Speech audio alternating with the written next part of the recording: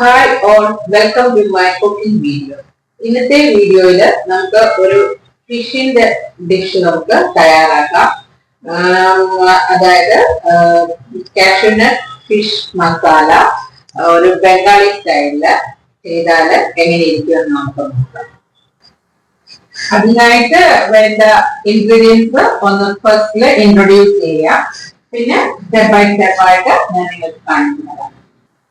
അതായത് ഞാൻ ഇവിടെ ഒരു ഹാഫ് kg കട്ട് ചെയ്ത ഫിഷ് എടുത്തിട്ടുണ്ട്. നമുക്ക് ഏത് ഫിഷ് വേണേലും യൂസ് ചെയ്യാം. ഇവിടെ ഞാൻ പൂമീന് മിൽക്ക് ഫിഷ് ആണ് എടുത്തിരിക്കുന്നത്, ഹാഫ് kg. പിന്നെ ഒരു മീഡിയം സൈസ് വലുപ്പമുള്ളതായ ടൊമാറ്റോ, 2 ചെറിയ അനിയൻ, ദെൻ കാഷ്യൂ നട്ട്സ് ഒരു 5 ടേബിൾ സ്പൂൺ ഉണ്ട്. സ്ലിറ്റ് ആയിട്ടുള്ളതാണ്.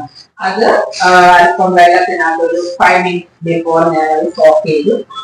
പിന്നെ ഒരു 2 table spoon coconut oil, 2 table spoon തൈര്, പിന്നെ ഒരു 1/4 teaspoon chilli powder, 1 table spoon Kashmiri chilli powder, 1 table spoon ginger garlic, then alpam cinnamon stick and cardamom.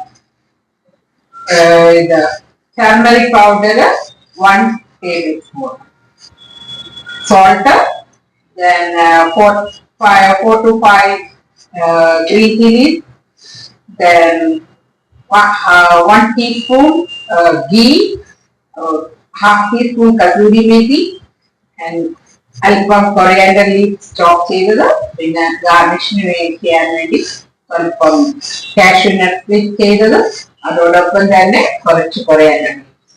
അപ്പൊ ഇനി നമുക്ക് ഇതിനകത്ത് ആദ്യം ചെയ്യേണ്ട 3 കാര്യം എന്താണെന്ന് ചോദിച്ചാൽ, നമുക്ക് 3 പേസ്റ്റുകൾ ഉണ്ടാക്കണം. അനിയന്റെ പേസ്റ്റ് ഉണ്ടാക്കണം, ടൊമാറ്റോയുടെ ആൻഡ് ഈ കാഷ്യൂ നട്ട് ചോപ്പ് ചെയ്തതിന്റെ പേസ്റ്റ് ഉണ്ടാക്കണം. അനിയന്റെ പേസ്റ്റ് ചെയ്യുന്നതിനായിട്ട് നമുക്ക് ഇത് രണ്ടും കൂടി നമുക്ക് ഒരേ സമയത്ത് ചെയ്ത് നോക്കാം. ഇപ്പൊ എന്താ, വെള്ളം നല്ല ബോയിൽ ആയിട്ടുണ്ട്. ആ ബോയിൽഡ് വാട്ടറിലേക്ക് എടുത്ത അനിയൻ ഞാൻ ഒന്ന് കട്ട് ചെയ്തു. അത് ഇതിനകത്ത് ചെയ്തുക.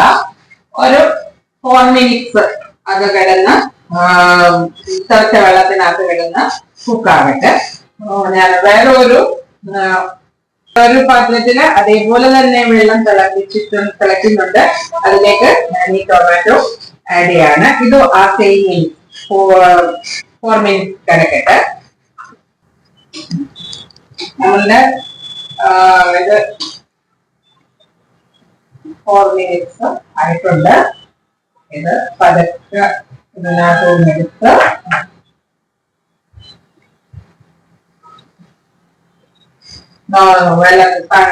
നോർമൽ വാട്ടറിനകത്തേക്ക് മാറ്റുക.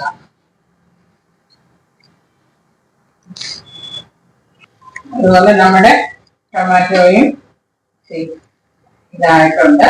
അതും ഈ സെയിം പോലെ തന്നെ എടുത്ത്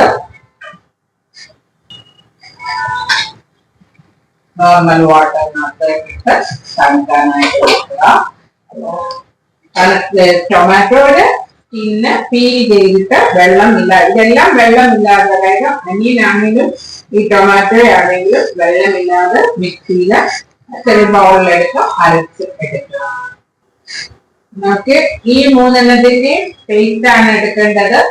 ഇത് സെപ്പറേറ്റ് ആയിട്ട് ചെയ്യണം. 3 പേസ്റ്റുകൾ, അതായത് അനിയന്റെ, ടൊമാറ്റോ ആൻഡ് കാഷ്യൂ നട്ട് ചോപ്പ് ചെയ്തത് സെപ്പറേറ്റ് ആയിട്ട് നല്ല ഫൈൻ പേസ്റ്റ് ആക്കി എടുക്കുക. ഇനി നമുക്ക് നമ്മുടെ ഫിഷ് ഒന്ന് മാരിനേറ്റ് ചെയ്ത് വെക്കാം. അതിനായിട്ട് നമ്മൾ എടുത്ത ആ മഞ്ഞൾപ്പൊടിയിൽ നിന്നും കുറച്ച് ഒരു 1/2 ടീസ്പൂണ് എടുത്തിട്ടുണ്ട്. അതുപോലെ സോൾട്ട് ആണെങ്കിലും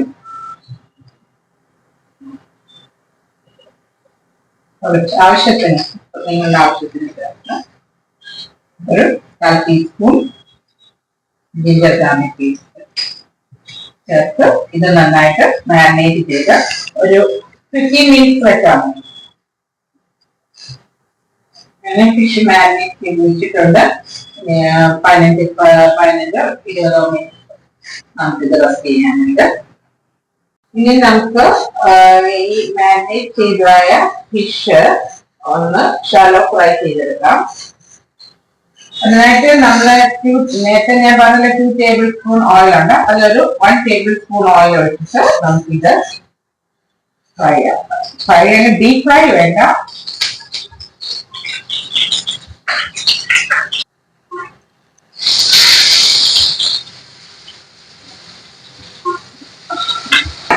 ഒരു 1 സൈഡ് 2 മിനിറ്റ്സ് കഴിഞ്ഞിട്ട് പിന്നെ ഫ്ലിപ്പ് ചെയ്ത് ആ സൈഡ് 2 മിനിറ്റ്സ്, അത് കൂടുതൽ ഇത് ഫ്രൈ ആക്കേണ്ട. 2 മിനിറ്റ്സ് കഴിഞ്ഞ് ഞാനിത് തിരിച്ചിടുകയാണ്.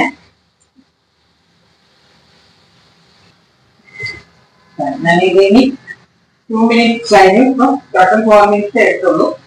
ഞാൻ മാറ്റുക.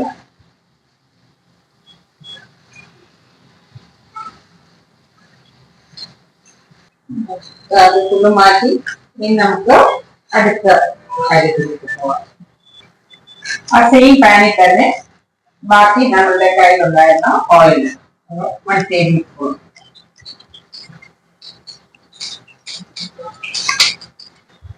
അതിൽ എണ്ണ ചൂടായി ഒരു സിനമൺ സ്റ്റിക്കും 2 കാർഡമം, അതൊന്ന് മൂക്കട്ടെ.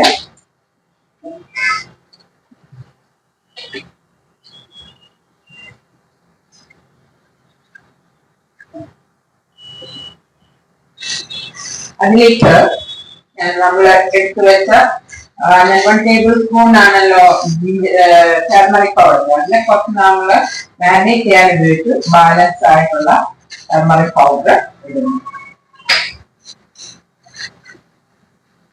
അതിലേക്ക് കാശ്മീരി ചില്ലി പൗഡർ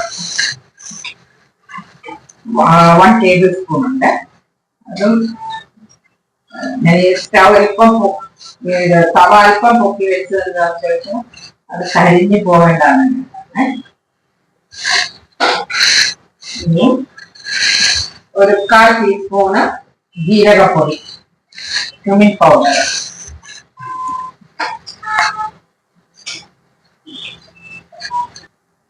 അതിലേക്ക് അനിയൻ പേസ്റ്റ് ചേർക്കുന്നു. മീഡിയം ഫ്ലെയിമിൽ ഇട്ട് ചെയ്യുക. നന്നായിട്ട് ഇതുമായിട്ട് മിക്സ് ചെയ്യുക. അതിലേക്ക് ginger garlic paste, ginger garlic പേസ്റ്റിന്റെ ആ പച്ചമണം മാറിയിട്ടുണ്ട്. നമുക്ക് അതിലേക്ക് നമ്മുടെ ടൊമാറ്റോ പ്യൂറി ആഡ് ചെയ്തു. അതും ഈ ഇതുമായിട്ട് നന്നായിട്ട് മിക്സ് ചെയ്യുക. ഒരു 2-3 മിനിറ്റ്സ് ഇത് നന്നായിട്ട് കിടന്ന് വഴലട്ട് പച്ച ചുവമാണെല്ലാം ഒന്ന് മാറിട്ട് അതിലേക്ക് ആവശ്യം എരിയുടെ അളവനുസരിച്ച് പച്ചമുളക് ഇടുക. ഞാനിവിടെ ഒരു 6 പച്ചമുളക് ഉപയോഗിക്കുന്നുണ്ട്. ക്ലിക്ക് ചെയ്താണ്. നമുക്ക് ഒരു 2 ടേബിൾ സ്പൂണ് തൈര്, തൈരില്ലാത്തവർക്ക് നാരങ്ങയുടെ ജ്യൂസ് നമുക്ക് ഒഴിക്കാം. ഞാനിവിടെ കേടാണ് യൂസ് ചെയ്യുന്നത്. അതും ഇതുമായിട്ട് നന്നായിട്ട് മിക്സ് ചെയ്തെടുക്കുക. ഇനി നമ്മള് കാഷ്യൂ നട്ട്സിന്റെ പേസ്റ്റ് അതും കൂടെ ഇതിലേക്ക് ആഡ് ചെയ്യുക. ഇത് മിക്സ് ചെയ്യുക. ഇതിലേക്ക് ആവശ്യത്തിനുള്ള ഉപ്പ് ചേർത്ത് ഞാൻ ഒരു ടേബിൾ സ്പൂണ് സോൾട്ട് കൂടി ചേർത്തിട്ടുണ്ട്. ഇനി നമുക്ക് വേണമെങ്കിൽ ചേർക്കാം. ഇതിലേക്ക് ആവശ്യത്തിന് കൺസിസ്റ്റൻസി അനുസരിച്ച് വെള്ളം ചേർക്കുക. ഇതൊന്ന് ബോയിൽ ആവുമ്പോൾ നമ്മള് ഫ്രൈ ചെയ്ത് വെച്ചതായ ഫിഷ് ഇതിലേക്ക് ഇട്ട് ഒരു 8 to 10 minutes കുക്ക് ചെയ്ത് എടുക്കുക. ഇപ്പൊ തിളച്ചു. ഞാൻ ടോട്ടൽ ഒരു 1.25 കപ്പ് വെള്ളം ഒഴിച്ചിട്ടുണ്ട്. ഇടത്തിട്ടുണ്ട്. ഇതിലേക്ക് നമ്മൾ ഫ്രൈ ചെയ്തതായ മീന് ഇടുക. മീനെല്ലാം ഞാൻ ഇതിനകത്ത് ഇട്ടിട്ടുണ്ട്. ഇനി മീഡിയം ഫ്ലെയിമില് മൂടി വെച്ച് ഒരു 8 to 10 minutes കുക്ക് ചെയ്യും.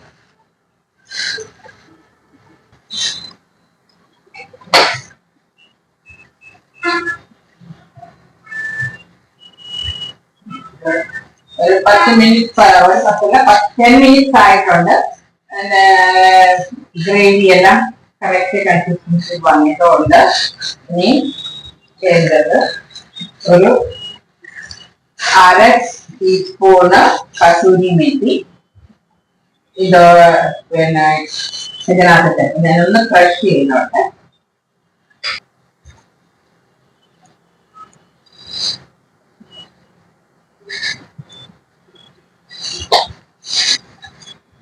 ഇട്ട ശേഷം again ഒരു 5 minutes മീഡിയം ഫ്ലെയിമിൽ തന്നെ കിടന്ന് കുക്കാണ്.